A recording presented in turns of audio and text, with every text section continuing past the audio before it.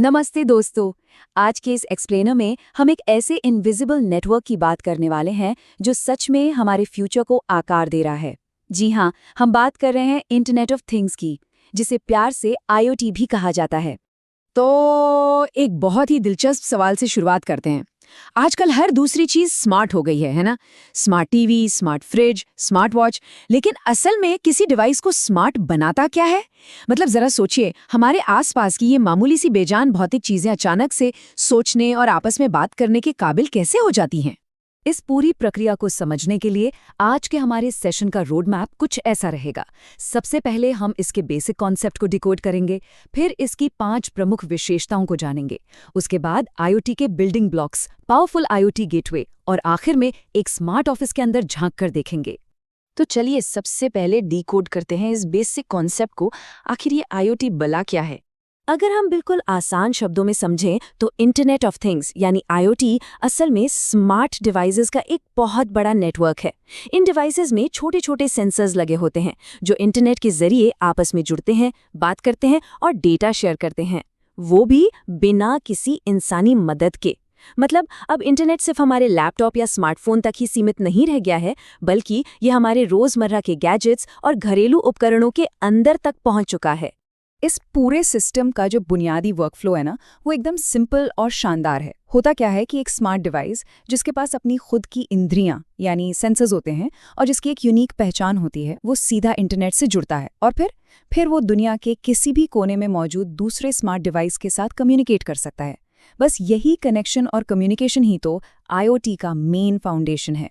अब आगे बढ़ते हैं और बात करते हैं उन 5 की कैरेक्टरिस्टिक्स की जो इन स्मार्ट डिवाइसेस को इतना खास बनाते हैं। ये 5 खूबियां सच में कमाल की हैं। पहला, डायनामिक और सेल्फ अडैप्टिंग, मतलब ये डिवाइसेस अपने आसपास के माहौल के हिसाब से खुद को एडजस्ट कर लेते हैं। दूसरा है सेल्फ कॉन्फ़िगरिंग, ये खुद ब खुद आपस में मिलकर एक सिस्टम सेटअप कर सकते हैं। तीसरा, इंटरऑपरेबल प्रोटोकॉल्स, इसका सीधा सा मतलब है कि अलग अलग कंपनियों या तरह के डिवाइसेस भी बिना किसी दिक्कत के आपस में बात कर सकते हैं। चौथा, हर एक डिवाइस की अपनी एक यूनिक आइडेंटिटी यानी आईपी एड्रेस होता है। और पांचवा, ये सब एक इंटीग्रेटेड नेटवर्क का हिस्सा होते हैं।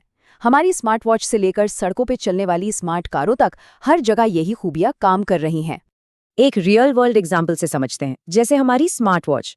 ये डिवाइस इन सारी खूबियों का एकदम परफेक्ट सबूत है। ये वॉच लगातार हमारी हेल्थ का डेटा डायनामिक तरीके से कैप्चर करती है, नेटवर्क पर अपनी एक अलग आईपी पहचान बनाए रखती है और पहनने वाले की बॉडी कंडीशन के हिसाब से खुद को लगातार अडेप्ट करती रहती है ना कमाल? चलिए अब इस पूरे आर्किटेक्चर के अंदर चलते हैं और देखते हैं आईओटी के मुख्य बिल्डिंग ब्लॉक्स को। इस पूरे इकोसिस्टम को बनाने के लिए 5 अलग अलग कंपोनेंट्स एक साथ मिलकर काम करते हैं। ये 5 ब्लॉक्स हैं: डिवाइसेस और sensors, connectivity, cloud computing, user interface और गेटवे। आइए इनको थोड़ा और गहराई से समझते हैं। शुरुआत करते हैं डिवाइसेस और सेंसर्स से। इनको आप इस पूरे सिस्टम की आंख, कान और नाक मान सकते हैं। चाहे वो कमरे की ठंडक नापने वाला स्मार्ट एसी हो या फिर कोई मोशन सेंसर, इनका काम है लगातार अपने आसपास के माहौल से डेटा इकट्ठा करना। ये वो चीजें हैं जो सच में बाहरी दुनिया को महसूस करती हैं। पर जरा सोचिए, ये सारा कच्चा डेटा एक जगह से दूसरी जगह जाएगा कैसे? यही एंट्री होती है कनेक्टिविटी की। वाईफाई और ब्लूटूथ जैसे अदृश्य धागे इस डेटा को बहने के लिए एक रास्ता देते हैं। इंटरनेट कनेक्शन हर एक डिवाइस को उसका आईपी एड्रेस देता है, ताकि सेंसर्स ने जो भी डेटा जमा किया है वो अपनी मंजिल तक आसानी से पहुंच सके। अब डेटा तो आ गया, पर इसका होगा क्या? ये जाता है सीधे क्लाउड कंप्यूटिंग के पास। क्लाउड को आप इस पूरे ऑपरेशन का दिमाग कह सकते हैं। सेंसर्स जो भी भारी भरकम बिग डेटा जनरेट करते हैं ना, क्लाउड उसे पूरी तरह सुरक्षित रखता है और उसे प्रोसेस करता है ताकि सिस्टम एकदम सटीक और इंटेलिजेंट फैसले ले सके। वैसे ये क्लाउड सर्विसेज मेनली 3 तरह की होती हैं। पहला है इंफ्रास्ट्रक्चर एज अ सर्विस यानी IaaS, जो हमें बेसिक स्टोरेज और सर्वर स्पेस देता है। दूसरा है platform as a service PaaS, जो डेवलपर्स को ऐप्स बनाने का प्लेटफॉर्म देता है। और तीसरा है सॉफ्टवेयर एज अ सर्विस यानी SaaS। इसका बहुत ही कॉमन एग्जाम्पल है गूगल क्लासरूम। इसे किसी डिवाइस पर इंस्टॉल करने की झंझट ही नहीं, बस इंटरनेट से कनेक्ट कीजिए और सीधा ब्राउजर से इस्तेमाल करना शुरू कर दीजिए। क्लाउड की इस पावर का असली मैजिक देखना हो तो स्मार्ट ट्रैफिक मैनेजमेंट को देखें। क्लाउड की सुपर फास्ट प्रोसेसिंग पावर की मदद से बड़े शहरों के smart traffic grids real time में डेटा एनालाइज करते हैं। इसका फायदा, फ्यूल की बचत होती है, ट्रैफिक जैम से छुटकारा मिलता है और एक्सीडेंट्स को रोकने के लिए तुरंत एक्शन लिया जा सकता है। अब बैकग्राउंड में तो ये सब चल रहा है, लेकिन हम इंसानों को ये सब कैसे दिखता है? इसका जवाब है यूजर इंटरफेस। ये वो डैशबोर्ड या मोबाइल ऐप है जिसे हम अपनी स्क्रीन पर देखते हैं। यही वो विजिबल लेयर है जो हमारे और उन स्मार्ट मशीनों के बीच के गैप को भरती है और हमें पूरे सिस्टम को कंट्रोल करने की ताकत देती है। अब बात करते हैं इस पूरे सिस्टम के एक ऐसे अनसंग हीरो की जिसके बिना कुछ भी मुमकिन नहीं, द पावरफुल आईओटी गेटवे। ये जो आईओटी गेटवे है ना, ये किसी भी इकोसिस्टम के नर्वस सिस्टम की तरह काम करता है।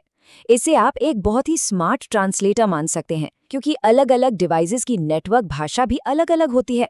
गेटवे ये पक्का करता है कि सब एक दूसरे की बात समझ सकें। इसके साथ ही ये डेटा को फिल्टर करने और पूरे नेटवर्क को हैकर से बचाने के लिए एक बहुत ही सख्त सिक्योरिटी लेयर भी प्रोवाइड करता है। चलिए अब इन सारे अलग अलग पुर्जों को एक साथ जोड़कर देखते हैं। इसके लिए हम एक स्मार्ट ऑफिस के अंदर का रियल वर्ल्ड एग्जाम्पल लेते हैं। स्टेप 1, सब कुछ शुरू होता है ऑफिस की इंद्रियों यानी सेंसर्स से। ये सेंसर्स लगातार तरह तरह का कच्चा डेटा जमा कर रहे होते हैं, जैसे कमरे का टेम्परेचर क्या है, ह्यूमिडिटी कितनी है, शोर कितना है और यहाँ तक कि लोग कमरे में कहाँ बैठे या खड़े हैं। स्टेप 2, अब यहाँ एक छोटा सा ट्विस्ट है। ये सारे सेंसर्स जो डेटा जमा कर रहे हैं वो अलग अलग नेटवर्क लैंग्वेज इस्तेमाल करते हैं। कोई डिवाइस वाईफाई का यूज़ कर रहा है, कोई ईथरनेट के जरिए जुड़ा है, तो कोई ब्लूटूथ के सहारे डेटा भेज रहा है। अब ये अलग अलग भाषाएं एक साथ कैसे काम करेंगी? यहीं पर आता है स्टेप 3, जहां हमारा आईओटी गेटवे एक हीरो की तरह एंट्री लेता है। ये गेटवे बड़ी ही आसानी से इन सारे अलग अलग प्रोटोकॉल्स को ट्रांसलेट करता है, ताकि सभी डिवाइसेस एक कॉमन लैंग्वेज में बात कर सकें। इसके अलावा ये क्लाउड पर भेजने से पहले डेटा को साफ करता है, फिल्टर करता है और पूरे कनेक्शन को एकदम सिक्योर कर देता है।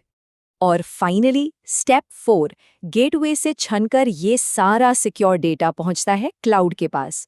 क्लाउड इस भारी भरकम डेटा को प्रोसेस करता है और यूजर इंटरफेस के जरिए हमें एक ऐसा स्मार्ट सेल्फ कॉन्फ़िगरिंग वर्कप्लेस देता है जिसे हम आसानी से अपने स्मार्टफोन या डेस्कटॉप से कंट्रोल कर सकते हैं।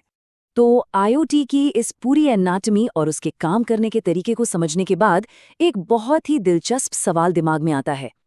आखिर ये अदृश्य नर्वस सिस्टम आने वाले कल में हमारी रोजमर्रा की जिंदगी को और किन किन हैरान कर देने वाले तरीकों से बदलने वाला है? इस पर जरूर सोचिएगा।